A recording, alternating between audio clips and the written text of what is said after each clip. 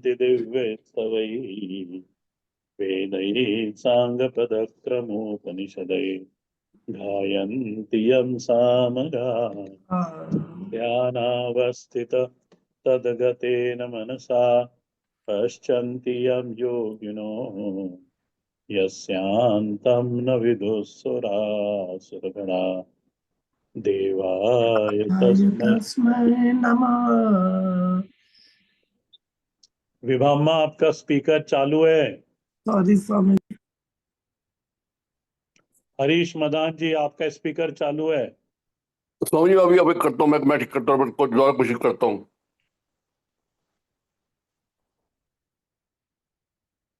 यं ब्रह्मा वरुणेन्द्र रुद्रमरुतः स्तुन्वन्ति दिव्यैस्तवैः वेदैः साङ्गपदक्रमोपनिषदैः गायन्ति यं सामगाः ध्यानावस्थित तद्गतेन मनसा पश्यन्ति यं योगिनो यस्यान्तं न विदुःसुरासुरगणा देवाय तस्मै नमः। देवाय तस्मै नमः।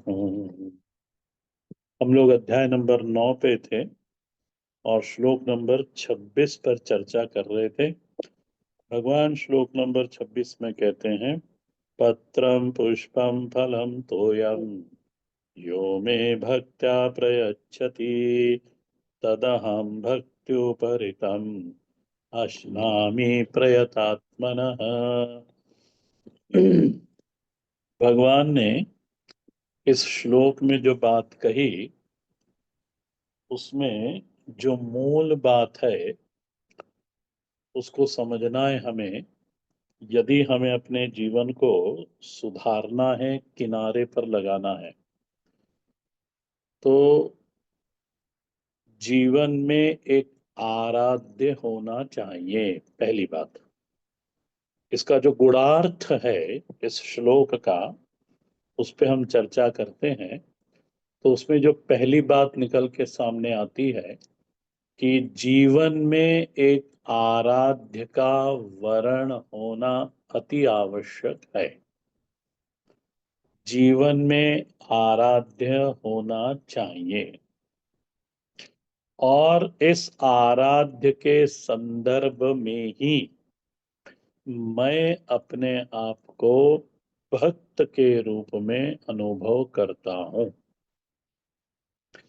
प्रभु का वरण आराध्य के रूप में होना चाहिए। देखो, इस नीचे की लाइन को पकड़ना।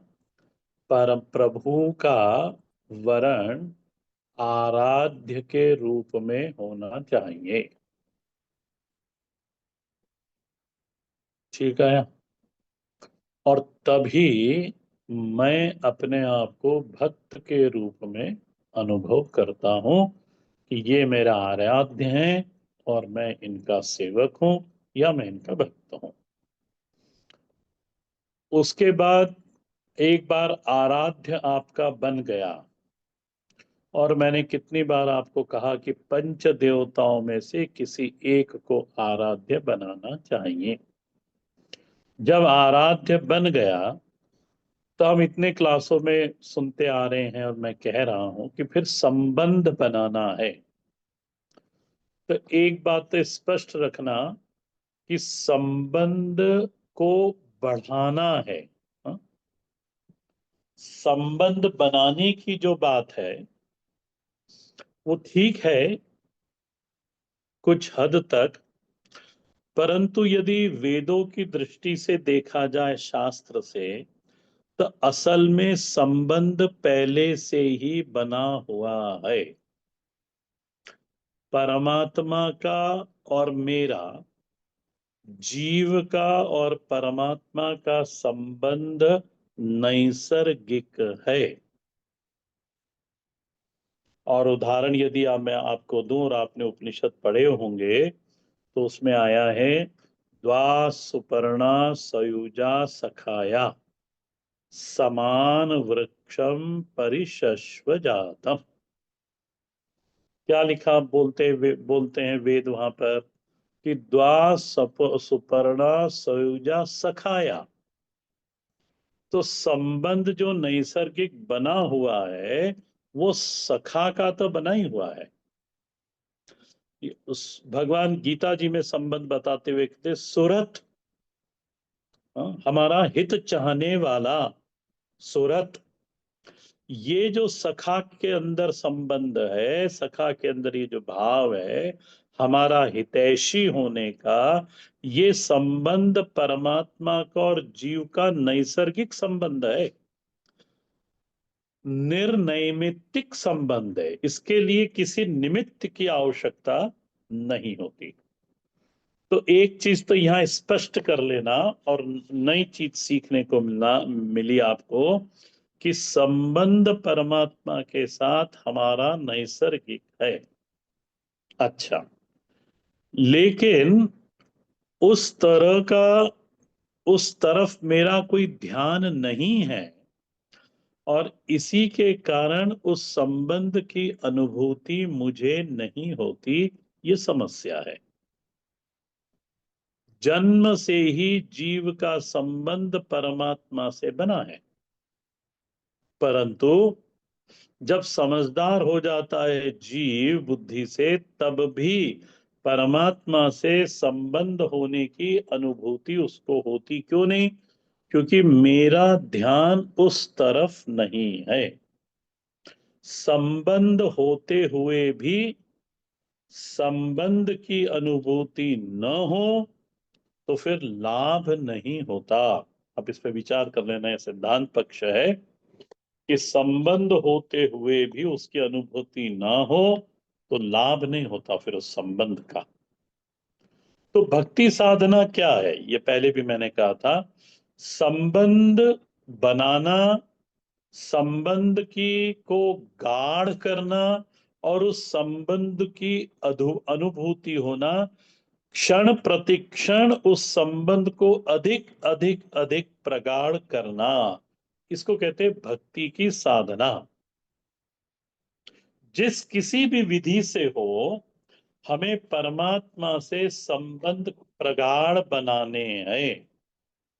चाहे कोई भी विधि हो, हमें परमात्मा से संबंध प्रगाढ़ बनाने हैं, और उसकी अनुभूति प्रगाढ़ रूप से मुझे होनी चाहिए। श्लोक नंबर 26 में जो हमने पढ़ा, भगवान के श्रीमुख से जो साधना प्रकट हुई उस संबंध को प्रगाढ़ बनाने के लिए, उसमें भगवान कहते हैं कि आप क्रिया का आश्रय लो, आप द्रव्य का आश्रय लो, आप भाव का आश्रय लो। और श्लोक आपके सामने है। भाव के लिए उन्होंने कहा भक्त्या, और भक्त्या, और कैसे शुद्ध प्रयच्छति, तो ये प्रयच्छति तो हो गई क्रिया, और पत्रम पुष्पम फलम तोयम, ये तो हो गए द्रव्य। तो परमात्मा ने इस श्लोक में तीन चीजों को हमें कहा कि आप क्रिया का आश्रय लो, और उससे परमात्मा के साथ, मेरे साथ अपनी जो संबंध की अनुभूति है उसको प्रगाढ़ करो। द्रव्य का उपयोग करो और भाव का उपयोग करो अपने संबंध को प्रगाढ़ बनाने के लिए। अच्छा, दूसरा इसमें ध्यान देना कि भाव को विशेष काल में बढ़ाओ। विशेष काल यहां क्या हुआ? पूजा। पूजा जब आप करने बैठते हो परमात्मा की, यानी दिन भर में यदि इधर उधर भाव नहीं आ रहा हमारा, पर जब आप परमात्मा के सामने, भगवान के सामने, अपने इष्ट के सामने बैठते हो, तब उस समय तो वो भाव विशेष होना चाहिए। तो काल विशेष में, माने पूजा का जब अवसर मिले उस समय उस भाव को और बढ़ाना चाहिए। पढ़ाते समय हमको महाराज जी कहा करते थे कि जितने भी हमारे ऋषि हुए हैं पूर्व में, वे सब आध्यात्मिक वैज्ञानिक थे। वो अध्यात्म विज्ञान के वैज्ञानिक हैं, जिन्होंने सारा सत्य खुला रूप से देख लिया, उन्हें सत्य खुले रूप से दिखाई देता है, और जिनको सत्य खुले रूप से, प्रत्यक्ष रूप से स्पष्ट दिखाई देता है, उन्हीं को ऋषि ऐसा बोलते हैं।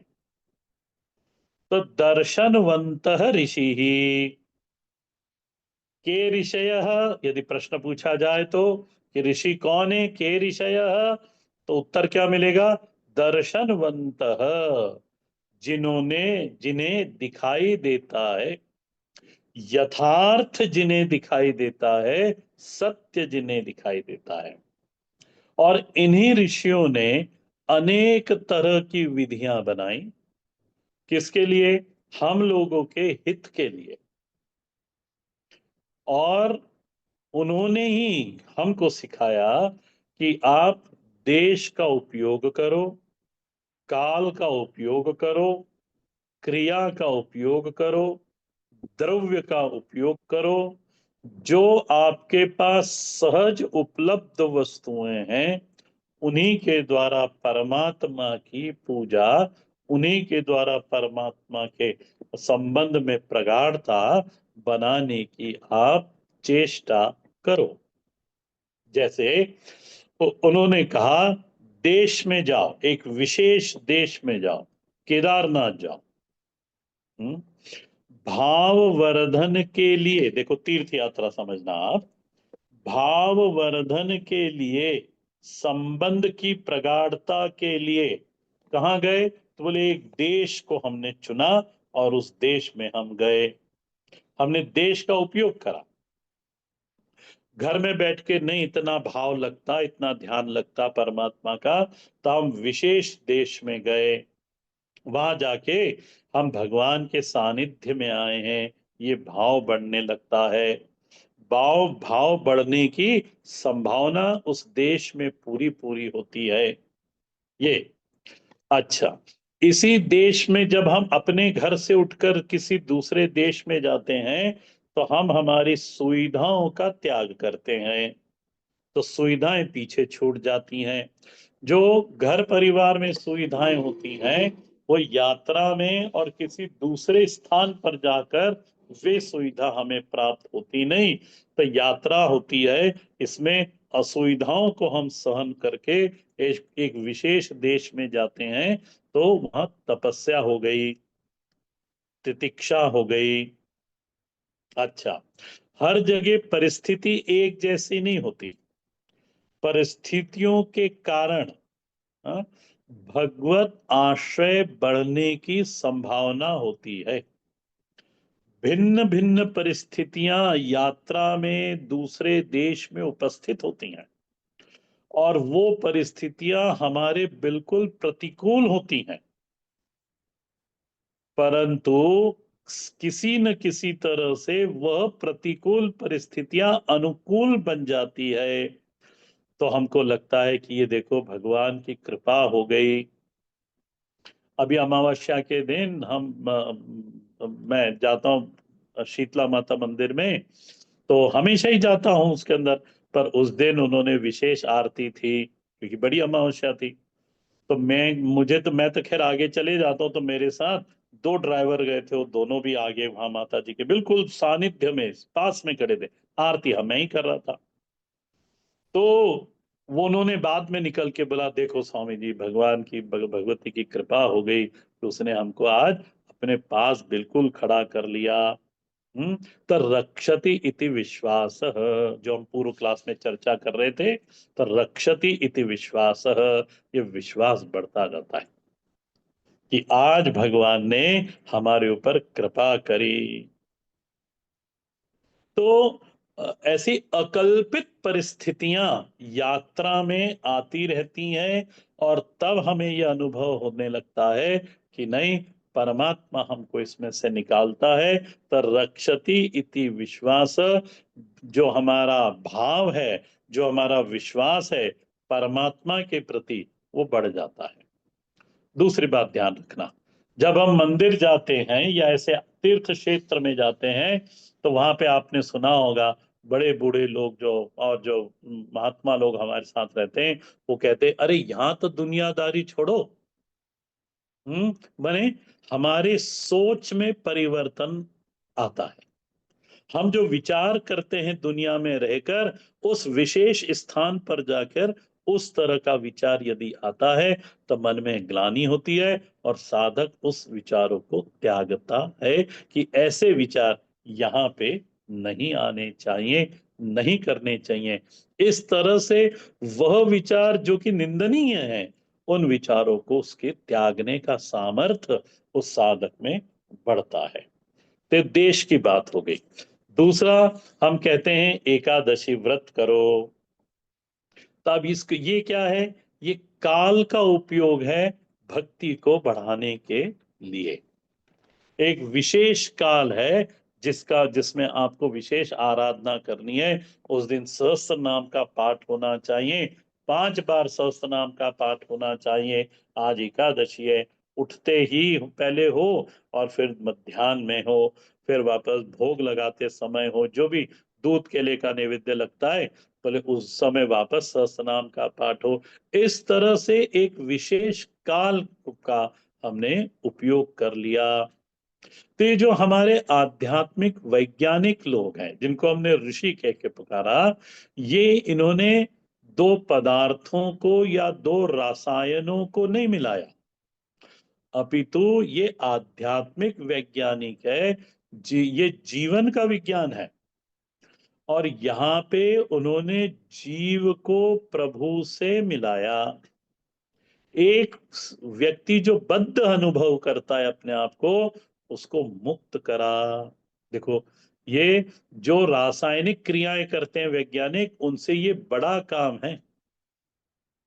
हमेशा के लिए किसी की समस्या को समाप्त कर देना। विचार करना आप इसके ऊपर।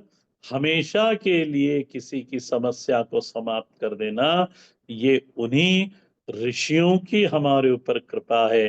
परम जीव जब परमात्मा में विसर्जित हो जाता है ना, तो न भूयो भी जायते, फिर वापस वो इस पृथ्वी पे जन्म नहीं लेता।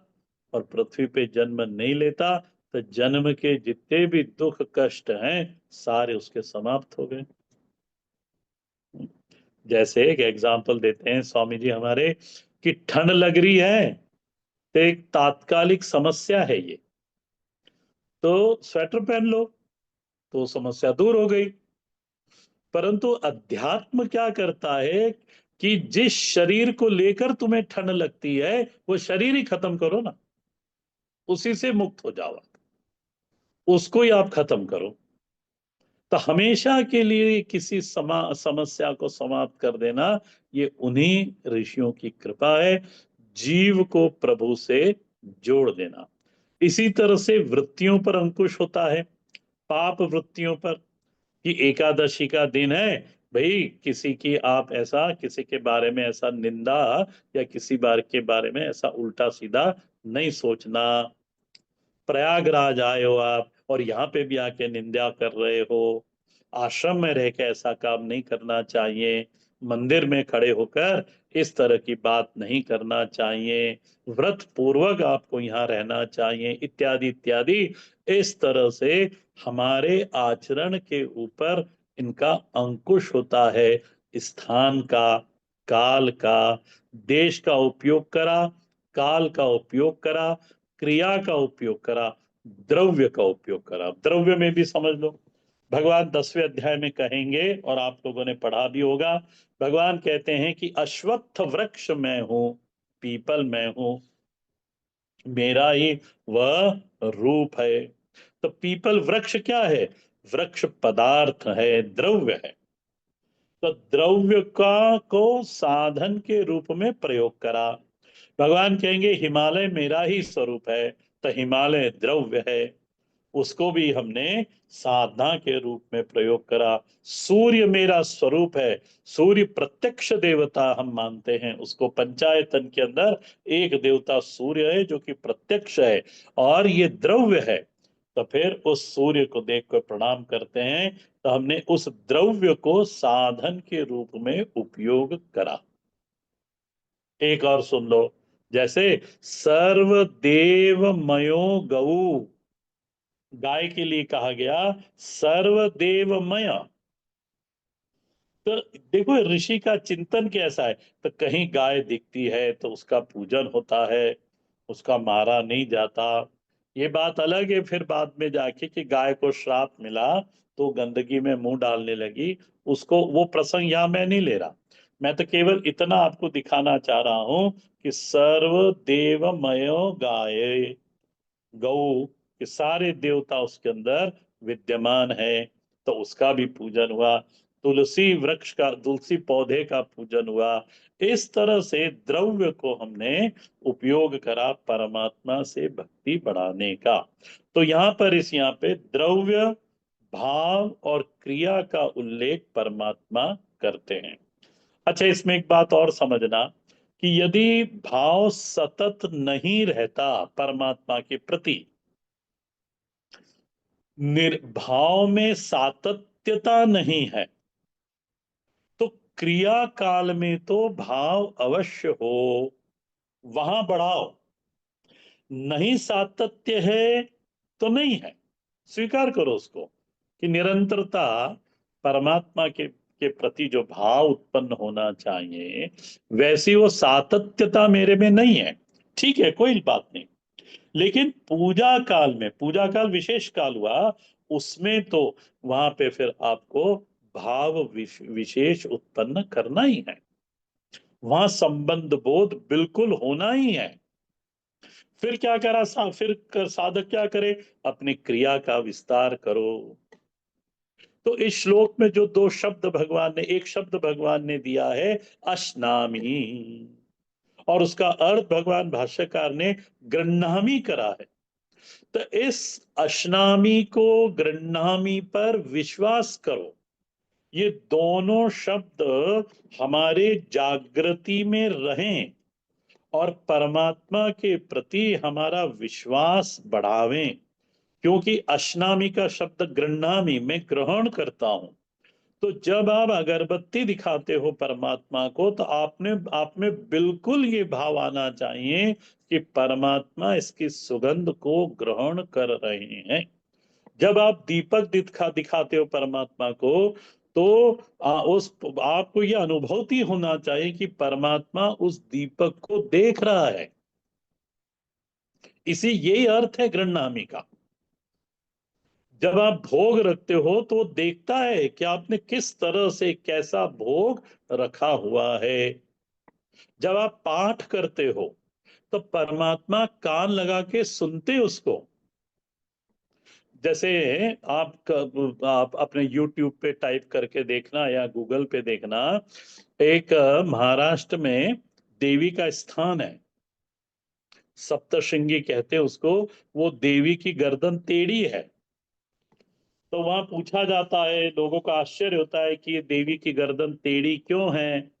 तो फिर वहां पे जो वयोवृद्ध लोग हैं वो लोग बताते हैं, और पुराणों में भी आया है कि क्योंकि वहां के पड़ोस के पर्वत, दो पर्वत है वहां पे, वे तो रहते तो 7 पर्वत है, तो दूसरे पड़ोस के पर्वत के ऊपर मार्कंडे ऋषि का मंदिर है। और मार्कंडे ऋषि वहां पर बैठकर दुर्गा सप्तशती का और देवी भागवत का पाठ करते हैं, तो देवी कान लगाकर सुनती है, इसलिए देवी की गर्दन टेढ़ी है। तो इस तरह से इस गृह्णामि शब्द को थोड़ा व्यापकता से समझना, यही शब्द हमारे हृदय में, हमारे पूज्य, हमारे आराध्य के प्रति हमारे हृदय में क्या विश्वास और भरोसा बढ़ाएगा। भगवान श्री कृष्ण ने श्री भागवत पुराण के अंदर सबको आदेश दिया कि गोवर्धन हमारे देव हैं, उनकी पूजा करो। महाराज भगवान श्री कृष्ण के प्रति वृंदावन के लोगों का इतना आश्रय भाव था, उन्होंने इतनी ऐश्वर्य लीला कर ली थी कि भगवान के शब्द को वो टाल नहीं सकते। उनको पूरा विश्वास है भगवान को, भगवान के ऊपर। तो वो सब महाराज जितने भी पकवान, जो भी इंद्र की पूजा के लिए पकवान बनाए गए थे, भगवान ने और बनवाए और कहा कि चलो गोवर्धन की पूजा करें। सब पहुंच गए महाराज गोवर्धन की पूजा करने के लिए। अब वो गोवर्धन को भोग लगाने का समय आया, तो भगवान को ऐसा लगा कि कहीं इसने इन्होंने भोग नहीं स्वीकार हुआ इनका, तो इनके मन में अश्रद्धा उत्पन्न न हो जाए। तो परमात्मा गोवर्धन में आविष्ट हुए, प्रवेश करा उन्होंने। अपने शरीर के अपने स्वयं के दो भाग करे, एक तो कृष्ण बनकर ग्वाल बालों के साथ खड़ा रहा, और दूसरा उनका दूसरा तेज उस पर्वत के अंदर प्रवेश कर गया। और जब भोग लगा, तब जितना भी वो भात लाए थे, जितना भी पकवान लाए थे, सब महाराज गोवर्धन चट कर गए। वहां कुछ नहीं बचा। सब वो प्रसाद के लिए तो उनके खाए हुए में से कुछ कण गिरे होंगे, तो बस मेरे को लगता उतना ही बचा होगा, नहीं तो सब कुछ उन्होंने ग्रहण कर लिया। तो वृंदावन के लोगों का भाव बना कि देखो, हमको तो आज तक मालूम ही नहीं था कि गोवर्धन देव हैं। हमको तो हम पर्वत ही मानते थे इसको, पर आज कृष्ण ने हमें बताया कि ये गोवर्धन देव होते हैं। हमारे लाए हुए प्रसाद को ये पा गए, इन्होंने ग्रहण कर लिया। तो देखो, गृह्णामि जो शब्द आया है गीता जी में, उसकी यदि व्याख्या इस तरह से गोवर्धन पर्वत के एक प्रसंग से की जाए, तो यह गृह्णामि पूरा पूरा सिद्ध होता है। तो गृह्णामि, अश्नामि, ये आराधना के को जीवंत बना देते हैं। हमारा प्रभु ग्रहण कर रहा है, तो मेरा प्रभु कोई मूर्ति नहीं है, कोई फोटो को हम भोग नहीं लगा रहे, हमारा प्रभु है वहां पर। ये जो शब्द है अश्नामी, ये हमारे हमारे इष्ट के श्री विग्रह में जीवंतता होने का प्रमाण है, शास्त्रों के द्वारा, गीता जी के द्वारा। तो हम जो हिंदू सनातन धर्म वाले हैं, हम मूर्ति पूजक नहीं हैं। हम हमारे आराध्य जो जीवंत है उसका अनुभव करते हैं और उसकी ही पूजा करते हैं।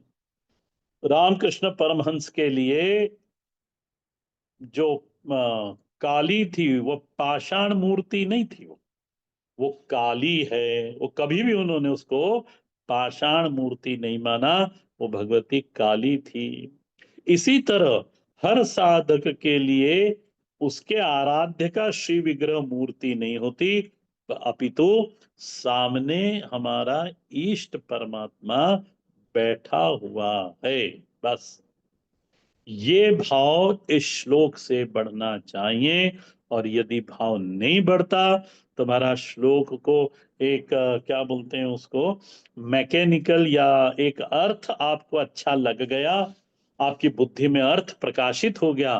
महाराज, अर्थ प्रकाशित होना हो जाने से मुक्ति नहीं होगी, अंतःकरण में कोई परिवर्तन नहीं होगा, परंतु ये हमारे अंतःकरण को झिंझोड़े, हमारे अंदर उस विश्वास को और उस भाव को पैदा करे, तभी इस श्लोक को पढ़ने की सार्थकता है।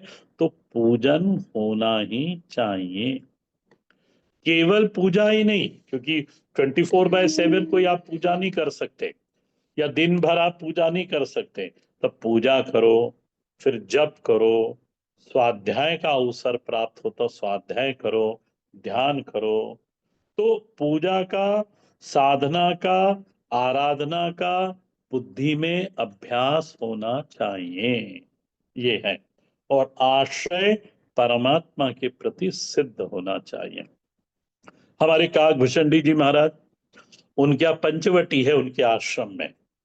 हाँ, कैसी पंचवटी है, तो क्या करते हैं, वो वट वृक्ष के नीचे तो कथा कहते हैं, आम के वृक्ष के नीचे पूजन करते हैं, पाकर के वृक्ष के नीचे वो जप करते हैं, और पीपल के नीचे ध्यान करते हैं, और वहां अशोक का वृक्ष भी है, तो उसके नीचे वो विश्राम करते हैं। देखो, इस तरह से साधना एक प्रकार की नहीं थी, साधना में वैविध्यता होती है।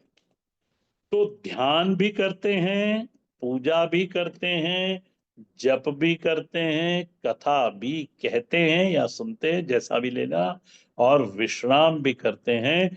एक साधक की ये दिनचर्या होनी चाहिए। काकभूषण से सीखना चाहिए कि साधक की दिनचर्या कैसी है।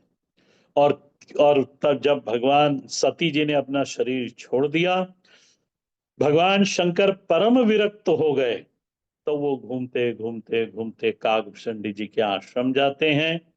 और वहां पे वो आश्रम पहुंचते पहुंचते वो रास्ते में उनको इतना समाहित हो जाते हैं, अपना दुख विस्मृत हो जाते हैं और अपने स्वरूप में स्थित होने लगते हैं। और दूर से देखते हैं कि काकभूषण जी सारे पक्षियों को कथा सुना रहे हैं। तो भगवान को संकोच होता है कि मैं इस शरीर में उनके पास जाके बैठूंगा तो इन पक्षियों को संकोच होगा और संभव है डरेंगे भी। तो इसलिए भगवान ने हंस का रूप धारण करा, भगवान शंकर ने, और काकभूषण जी से उन्होंने कथा सुनी। और रामचरितमानस में तो बिल्कुल भगवान ऐसा बोलते हैं पार्वती जी को कि जो कथा मैंने काकभूषण जी से सुनी वही मैं तुमको सुना देता हूँ।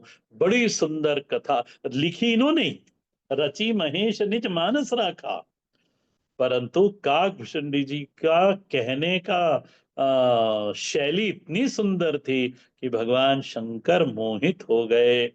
और उसको आज भी समय मिलता है तो वो हंस का रूप धारण करके उनसे कथा सुनते हैं। खग की भाषा खग ही जाने, इसलिए भगवान हंस बनकर वहां जाते हैं। तो साधक से दिन भर हाँ, किस तरह से साधना होनी चाहिए, आचार्य जी हमको समझाते थे। महाराज जी कहते थे कि अपने दिन को साधना से भर दो। देखो, अच्छा, अब ये अपने दिन को साधना से भर दो, यह आदेश किसके लिए है? ये एक निवृत्त साधक है जो कर्म संन्यास ले चुका है और अब केवल और केवल उसका क्षण प्रतिक्षण केवल परमात्मा के लिए है। उसके लिए ये आदेश है कि अपना दिन साधना से भर दो।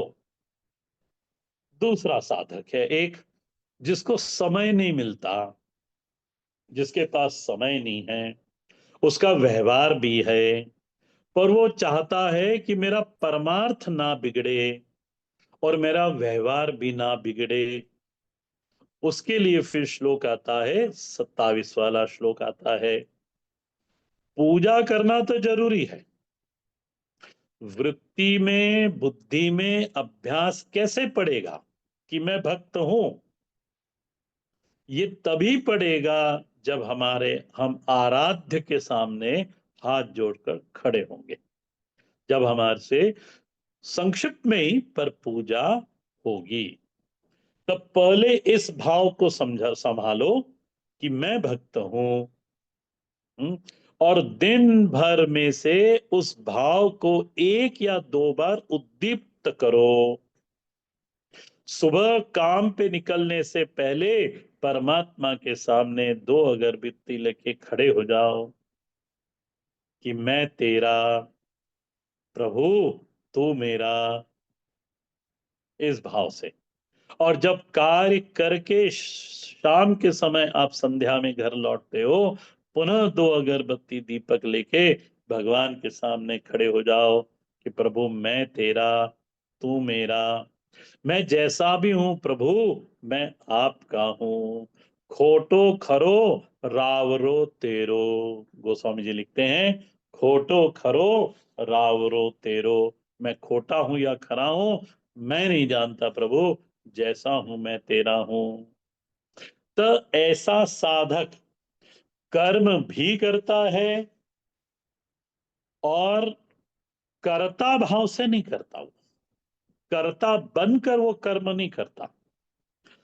कर्ता भाव जब भक्त के अंदर आ जाता है ना, तो भक्त आकुल व्याकुल होने लगता है। नारद भक्ति सूत्र में कहा है, तद विस्मरणे परम व्याकुलता। तो ये जो कर्म के अंदर जो अभी प्रवृत्त साधक है, ये जब कर्म करता है तो कर्ता बन के नहीं करता, ये भक्त बन के कर्म करता है। हनुमान जी कहते हैं, भगवान राम के पूछने पर भगवान राम ने पूछा, कहो हनुमंत, विपत्ति किसे कहते हैं? तो वहां कहते, कह हनुमंत विपत्ति प्रभु सोई, जब तब सुमिरन भजन न होई। तो ये जो साधक कर्म में प्रवृत्त है, ये अपने आप को भक्त ऐसा मानता है, और जो भी कर्म करता है दिन भर में, वो अपने परमात्मा की आराधना के रूप से ही करता है। शुरुआत शुरुआत में उसको इसका अभ्यास के लिए स्मृति रखनी पड़ेगी, उसको बार बार याद करना पड़ेगा। और एक बार जब ये संबंध प्रगाढ़ हो गया, बन बन गया, तब फिर उसको कोई बार बार याद करने की आवश्यकता नहीं। तो श्लोक नंबर 27 में भगवान कहते हैं, हे कौन्तेय, तत्सर्वम मद अर्पणम कुरु। श्लोक को देख ले कि हे कौन्तेय, तत्सर्वम जो आप कर्म कर रहे हो, तत्सर्वम मद अर्पणम, यत् करोषि यदश्नासि यज्जुहोषि ददासि यत् तपस्यसि कौन्तेय, तत् कुरुष्व मदर्पणम। इस श्लोक की चर्चा नेक्स्ट क्लास में हम लोग करेंगे, परंतु जो 26 वाला श्लोक है उसका आप ध्यान रखें, उसको आप और मनन करें, क्योंकि आप में से बहुत लोग हैं जो अपने कार्य से निवृत्त हो गए हैं।